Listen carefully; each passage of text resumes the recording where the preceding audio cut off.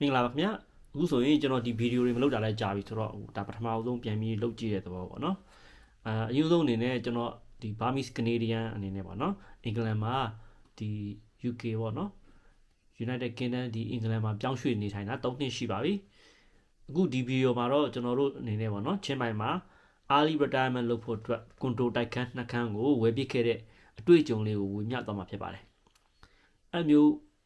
ဒီဝယ်တဲ့အခါမှာပေါ့နော်ဒါနိုင်ငံခြားနေပြီးတော့လှမ်းဝယ်တဲ့အတွေ့အကြုံဖြစ်ပါတယ်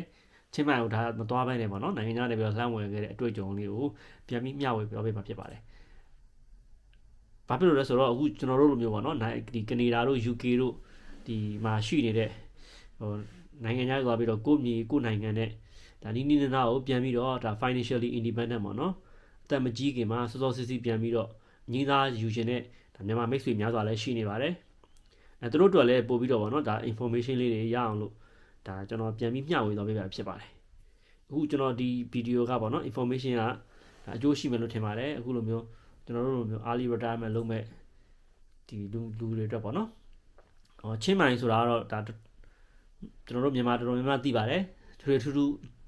မိတ်ဆက်ပေးစရာမလိုတော့ပါဘူးဟိုးအရင်တစ်ခေတ်ထဲရပါတော့ဒါဇင်းမယ်ဆိုတဲ့တစ်ခေတ်ထဲကနေပြီးတော့တည်ခဲ့ကြတယ်ဆိုတော့အခုအချိန်မှာဒါချင်းမိုင်မှာဆိုလို့ရှိရင်လည်းဒါမြန်မာတော်တော်များများမြန်မာ blogger တွေတော်တော်များများမြန်မာစားစရာတွေတော်တော်များများဆိုင်တွေအများကြီးရှိပါတယ်ချင်းမိုင်ကိုထူးထူးမိတ်ဆက်ပေးစရာမလိုပါဘူးဒါပေမဲ့ကျွန်တော်တို့ဘာကြောင့်ချင်းမိုင်ကိုရွေးချယ်ခဲ့တာလဲပေါ့နော်ကျွန်တော်တို့အနေနဲ့ဆိုလို့ရှိရင်တော့နံပါတ်1အနေနဲ့ပေါ့နော်မိတ်ဆွေအရင်ချာတကယ်ရင်းနေရှိတယ်နံပါတ်2အနေနဲ့ပေါ့နော်ဘန်ကောက်နဲ့ရှင်လို့ရှိရင်ကုန်စည်နှုန်းတက်တာတယ်တွားရေးလာရေးပြီးရင်ဆိုင်ကယ်ကောင်းတယ်ဆိုင်ကယ်တစ်စီးလောက်ရှိတာနဲ့ခဏတစ်ဖြုတ်မြို့ပတ်ပြီးတော့တွားလို့ရတော့ကောင်းတဲ့အနေအထားမျိုးဖြစ်တဲ့အတွက်မို့လို့ပေါ့နော်ချင်းမိုင်ကိုရွေးချယ်ခဲ့တာဖြစ်ပါတယ်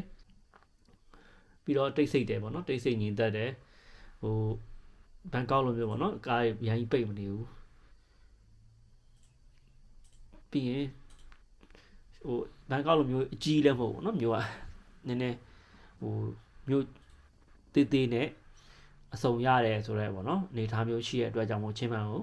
ဒါ early retirement လုပ်ဖို့အတွက်ကိုရည်ရွယ်ထားခြင်းပဲဖြစ်ပါတယ်ဒါအခုလက်ရှိအချိန်မှာတော့ early retirement မလုပ်သေးပါဘူးပေါ့နော်အခုလက်ရှိအချိန်မှာတော့အင်္ဂလန်မှာရှိတဲ့ဒီ Windermere ရေကန်ရှိတယ်ပေါ့နော် Lake District ထဲမှာနေတာဖြစ်ပါတယ်အဓိကတော့ချင်းမိုင်မှာအခုလောလောဆယ်ကွန်တိုဈေးတွေတိတ်မကြီးသေးခင်မှာပေါ့နော်ဝယ်ထားနိုင်အောင်လို့ဆိုပြီးတော့ဒါနောက်ပိုင်းကျရင်ဈေးမလိုက်နိုင်အောင်ဖြစ်သွားမှာဆိုတဲ့အတွက်ဒါကုန်စည်နှုန်းဆိုတော့အများနဲ့တက်နေရပဲပေါ့နော်အဲဒါကြောင့်မလို့အခုနေကြိုးပြီးတော့ဒါဝယ်ထားတဲ့သဘောပဲဖြစ်ပါတယ်အခုလက်ရှိအနေထားနဲ့ပေါ့နော်အဲ့လိုကျွန်တော်တို့အနေနဲ့ဆိုလို့ရှိရင်နိုင်ငံခြားနေပြီးတော့အခန်း2ခန်းဝယ်ထားပါတယ်အဲ့လိုအခန်းဝယ်ထားတယ်ဆိုတော့ကိုယ့်နာမည်နဲ့ပိုင်နိုင်လားဆိုတော့ပိုင်ဆိုင်ပါတယ်ကွန်တိုကတော့ဒါမြေအိမ်နေတာမြေတွေဒါမပိုင်ဘူးပေါ့နော်အဲ့ဒါတွေလည်းလီဆိုးလိုဟာမျိုးတွေတော့နှစ်30လို့ပါတော့ရှိတယ်ဆိုတော့သိပါတယ်ဒါပေမဲ့အခုကွန်တိုကတော့နှစ်30နှစ်60နှစ်90မဟုတ်ဘဲနဲ့သူကတော့ free hold ဖြစ်တဲ့အတွက်သားစဉ်မြေဆက်ပေါ့နော်အမွေပေးပိုင်ဆိုင်လို့ရတာဖြစ်ပါတယ်ဒါပေမဲ့ကိုကြိုပြီးတော့သိထားမှာတော့ကိုဝယ်မဲ့ပေါ့နော်ကွန်တိုမီနီယံက49% foreign ownership ရှိသေးရလားဆိုတာတော့သိထားမှာဖြစ်ပါတယ်ချင်းမိုင်မှာတော့အများစုကတော့ဒါ foreign ownership ကတော့ရှိထားတယ်လို့ထင်ပါတယ်ဘာလို့လဲဆိုတော့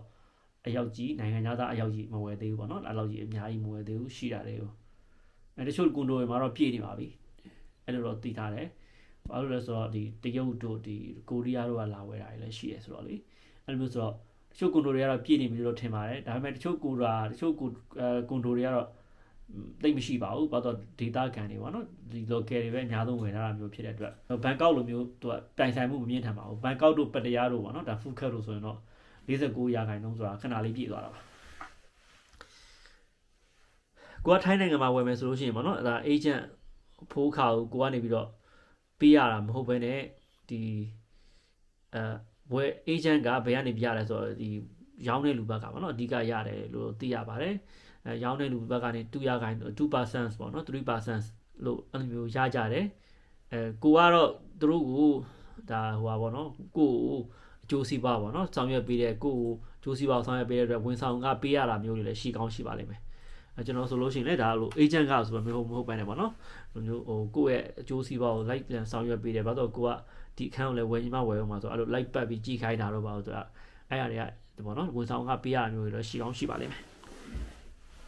အဲ့လိုမျိုးပြောရတဲ့အခါမှာတယောက်နဲ့တယောက်တူချင်းမှလည်းတူပါလိမ့်မယ်ဒါ agent အများသွားလည်းရှိနေတဲ့အတွက်ပေါ့နော်နောက်ကြတော့ကိုကြိုက်တဲ့အခန်းတွေ့ပြီဆိုလို့ရှိရင် title deed တွေ land record တွေကိုဒီ agent အများစုကနေပြီးတော့စစ်ပေးကြပါတယ် land record တွေပိုင်ဆိုင်မှုတွေကိုမြေစင်းရုံမှာပေါ့နော် agent တွေကဆိုစစ်ပေးကြပါတယ်နိုင်ငံညာကိုတာတွေဒီကွန်ဒိုမှာရှိမရှိဆိုတာတွေသူတို့ကြည့်ပေးတယ်ပြီးတော့အဆင်ပြေသွားပြီဒီရောင်းတဲ့လူကလည်းအဆင်ပြေတယ်ကိုကလည်းဝယ်တဲ့လူကလည်း offer ပေးလိုက်တယ်ပေါ့နော်နောက်ဘယ်လောက်ဒီသူပေးတဲ့ဈေးရဲ့ကိုပေးတဲ့ဈေးရဲ့ကြားထဲမှာပြီးရင်ဘာကိုကြည့်အောင်လဲဆိုရင် transfer ပေါ့နော် transfer ဒီ transfer fees ပေါ့ transfer fees ကတချို့ဆိုတော့တယောက်တစ်ဝက်တောင်းပါတယ်တချို့ကြတော့လည်းအိမ်ဈေးနှုန်းတွေပါတယ် short ပေးတယ်ဆိုလို့ရှိရင်တယောက်တစ်ဝက်မဟုတ်ဘဲနဲ့ကိုယ့်ဘက်ကအပြည့်ပေးရတာမျိုးတွေရှိပါတယ်ဒါမှမဟုတ်ရင်တချို့အိမ်ရှင်တွေကကြတော့သူတို့တောင်းတဲ့နှုန်းနဲ့ကိုကဝယ်လိုက်တယ်ဆိုလို့ရှိရင်သူတို့ဘက်က transfer ကြီးကိုအပြည့်ပေးပေးရတယ်လည်းရှိပါတယ်ဒါလည်းအမျိုးမျိုးပေါ့နော်အိမ်ရှင်ရဲ့ကိုယ့်ရဲ့ agent ကဘယ်လောက်ထိ negotiate လုပ်တဲ့ပုံမှာမူတည်တဲ့ပုံမှာမူတည်ပြီးတော့ကျွန်တော်တို့ဒီ transfer ကြီးတွေဘယ်လောက်ပေးရတယ်ဆိုတာရှိပါတယ် transfer ကြီးကတော့အရင်ကြီးတော့အများကြီးမဟုတ်ပါဘူးဒီ 2% လောက်ပါပဲဟုတ်ပြီအဲ့ဒီမှာပထမအဆုံးနေနေပါတော့ကိုကွန်ဒိုကိုလည်းကိုကကြိုက်သွားပြီဈေးကိုလည်းအဆင်ပြေသွားပြီဒီ title deed တွေပါလေလဲဒါမှန်ကန်တဲ့အနေထားမျိုးရောက်လာပြီဆိုရင်တော့ဒီစရန်ချပါလိမ့်မယ်စရန်ချတဲ့အခါကျရင်လည်းအများကြီးချကြမလို့ပါဘူးဘတ်1000လောက်ဆိုရင်ရပါတယ်စရန်ဘတ်1000လောက်ချပြီးတော့စာချုပ်ကို review လုပ်တယ်စာချုပ်ကို review လုပ်တဲ့အချိန်မှာလည်းအဓိကပြောချင်တာကတော့အချိန်နည်းနည်းကြာထားပါတော့နောက်ဆုံး final sales ကိုကြာထားပါဘာလို့လဲဆိုတော့ဂျားထဲမှာအဲ့လိုအများကြီးပြဿနာတွေရှိနိုင်တယ်ပြဿနာဆိုတော့တခြားမဟုတ်ဘူးအဓိကတော့ဘန်ပဲပေါ့နော်ဘန်ကိုလွှဲရတဲ့အချိန်မှာပြဿနာရှိသွားတဲ့အခါကျရင်တော့ဒါအဆင်မပြေဖြစ်နိုင်ရတယ်ကျွန်တော်အခန်း2ခန်းဝယ်တော့ပထမတစ်ခန်းဝယ်တော့ဆိုလို့ရှိရင်ဒါပထမငွေလွှဲတယ်2ပတ်လောက်ကြာသွားတဲ့အချိန်မှာငွေကမဝင်ဘူးဘန်ဒီဘက်ကဘန်လွှတ်မပေးဘူးလိန်နာတွေပါဖြစ်တယ်ဆိုထင်လားမသိဘူးအဲ့လိုမျိုးဆိုတော့ transaction တွေကပြတ်သွားတာလည်းဖြစ်နိုင်ပါတယ်ဒီဘက်ကဘန်လွှတ်မပေးဘူးထုတ်မပေးဘူးဟိုဘက်ကဘန်ရောက်မလာတော့2ပတ်3ပတ်လောက်ကြာတဲ့အချိန်မှာကြာသွားတယ်နောက်ထပ်တစ်ခါထပ်ပြီးတော့လွှဲရတာပေါ့နော်အဲ့မှာ2ပတ်လောက်ထပ်ကြာသွားတယ်4-5ပတ်လောက်ကြာသွားတော့မှဟိုဘက်ကိုဘန်ပတ်စံရောက်သွားတာပေါ့နော်ကိုကောင်နေဟိုဘက်ကောင်နေကိုပတ်စံရောက်သွားတဲ့အချိန်မှာအဲ့တော့4ပတ်လောက်ကြာသွားတော့4-5ပတ်လောက်ကြာသွားတယ်အဲ့ပထမတစ်ခန်းတော့ဝယ်တော့ဆိုလို့ရှိရင်အဲ့လိုမျိုးဖြစ်သွားတာဆိုတော့အဲ့တော့ကိုကသိထားမှာတော့အဲ့လိုမျိုးဖြစ်နိုင်တယ်ဖြစ်တဲ့အတွက်ကိုကစရန်ပေးပြီးတော့မှ2ပတ်အတွင်းငွေချေမယ်လို့ပါလို့စာချုပ်သွားချုပ်တဲ့အခါကျရင်ဒုက္ခရောက်နိုင်ပါနော်ကိုပဲဒုက္ခရောက်နိုင်ပါတယ်အဲ့တော့ကျွန်တော်မိတ်ဆွေကတော့နည်းနည်းသူကကျွမ်းကျင်တယ်ဆိုတော့နော်သူကကျွမ်းကျင်တော့သူကစာချုပ်ကို2လ3လနဲ့ခွာထားတော့အဆင်ပြေသွားတာပေါ့နော်အဲ့ပထမတစ်ခန်းတော့ဒုတိယတစ်ခန်းကတော့မကြပါဘူး2ပတ်အတွင်းမှာနေငွေရောက်သွားပြီးတော့ဒုတိယတစ်ခန်းတော့စောစီးချေဖြစ်သွားတာပေါ့နော်အဲ့လို time ban မှာအဲ့လိုငွေလွှဲလိုက်တာ ਨੇ ပေါ့နော် time ban မှာသူတို့ငွေလွှဲကြောင်းစာချုပ် FET ဆိုတဲ့ပေါ့နော် form တွေပါတယ်တောင်းရပါတယ်ငွေလွှဲအဲ့ form တွေပါတယ်တောင်းပြီးလို့ရှိရင်ဒီငွေလွှဲ process တွေကိုစလို့ရပါပြီအဲ့ဒါတွေလည်းသူတို့ကျွမ်းကျင်တဲ့ agent တွေကသူတို့အကုန်လုပ်ပေးတယ်ရောင်းဝယ်စာချုပ်ပါတဲ့အတိုင်းပေါ့နော်သူစာချုပ်ကိုနောက်ဆုံးမှာငွေချေပါတယ်ငွေချေပြီးလို့ရှိရင်ဆိုတော့ပြောသူတို့ title ဒီအခွန်ဘိုးတွေဒဇေကောင်းဘိုးတွေပေးပြီးတာ ਨੇ ဒီ title deed ကိုအမိပေါက်ကိုစပြီးတော့ရှောက်လို့ရပါပြီကိုအမိပေါက်စာအုပ်ရပြီဆိုတာ ਨੇ ဗီဇာတွေပါပြန်ကြည့်ရဆိုရင် foreign ကိုတာတွေပါကိုစာအုပ်အပြာကနေပြီးတော့စာအုပ်လိမ့်မော်ရောင်တွေပါပြောင်းရတာပေါ့နော်အဲ့ဒီမှာကိုအမိပေါက်ရပြီဆိုတာ ਨੇ စပြီးအိမ်ငှားထားလို့ရပါပြီအိမ်ငှားအခုလောလောဆယ်မှာတော့ဒါသတိထားမှာတော့အိမ်ငှားမထားခင်မှာသတိထားမှာတော့အရင်အိမ်ရှင်ကနေပြီးတော့ဒီပေးရမယ်ပေါ့နော်အဖိုးအခတွေကိုကျွေးတွေကိုရှင်းလင်းအောင်လုပ်သွားလားဆိုတာတော့သတိထားမှာဖြစ်ပါတယ်ဥပမာဆိုလို့ရှိရင်ဗျာ maintenance ဘိုးတွေကိုတချို့က maintenance ဘိုးတွေကို10နှစ်15နှစ်မပေးဘူးအဲ့တော့ condo management ကသူရောင်းဝယ်လုပ်တဲ့အချိန်မှာ maintenance ဘိုးတွေကိုတခါတည်းသူကရှင်းပေးရပါတယ်အဲ့တော့ maintenance ဘိုးတွေ water တွေ electricity ဘိုးတွေကျွေးကုန်သွားပြီဆိုမှပဲအိမ်ငှားထားလို့ရမှာဖြစ်ပါတယ်အဲ့တော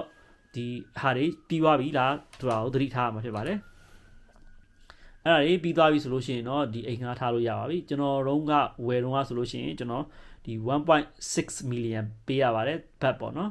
ဘတ်အခန်း2ခန်းကိုပြောတာပါအခန်း2ခန်းကိုစုစုပေါင်းဘတ်1.6 တန်းပေးရပါတယ်ဒါအိမ်ငှားကတော့တစ်ခန်းကိုပေါ့နော်ဘတ်6000လောက်ပြန်ရပါတယ်အိမ်ငှားကတစ်ခန်းကိုဘတ်6000လောက်ပြန်ရတဲ့အတွက်စုစုပေါင်းဆိုလို့ရှိရင်ဒါဘတ်12000လောက်တော့ဝင်ငွေရပါပြီဒီဘတ်12000ပေါ့နော်တစ်လကိုဘတ်12000လောက်ဝင်ငွေရပြီဆိုတော့တစ်နှစ်ဝင်ငွေဆိုတော့ဒါဘတ်1,400,000လောက်တော့ပြန်ရတာပေါ့နော်အဲ့တော့ဒီ return on investment ပေါ့နော် ROI ဆိုတဲ့ဒီ ratio က9% လောက်ရတဲ့သဘောဖြစ်ပါတယ်အခုဆိုရင်မဲ့ဒါဟိုဒီမှာဆိုလို့ရှိရင်ဒါတွေကိုလည်းတို့ဒီကသတိထားမှာတော့ maintenance ဘိုးတွေ condo maintenance ဘိုးတွေကိုကပေးရမယ်ပြီးလို့ရှိရင်ဒီအိမ်ငှားပေးတဲ့ပေါ့နော် agent တွေကိုကိုကပြန်ပြီးတော့ပေးရမှာရှိပါတယ်အဲ့ဒါမျိုးလေးတွေနှုတ်လိုက်ပြီဆိုလို့ရှိရင်တော့ဒီ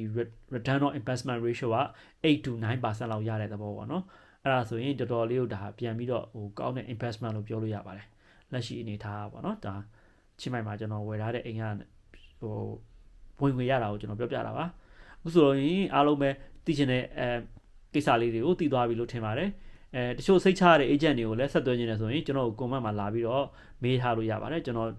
မိတ်ဆွေ agent တွေတရားဝင်လောက်ကင်နေတဲ့ agent တွေနဲ့ဆက်သွယ်လို့ရတဲ့လိပ်စာတွေကိုပြန်ပြီးမျှဝေသွားပေးမှာဖြစ်ပါတယ်အားလုံးပဲကျေးဇူးတင်ပါတယ်ခင်ဗျာ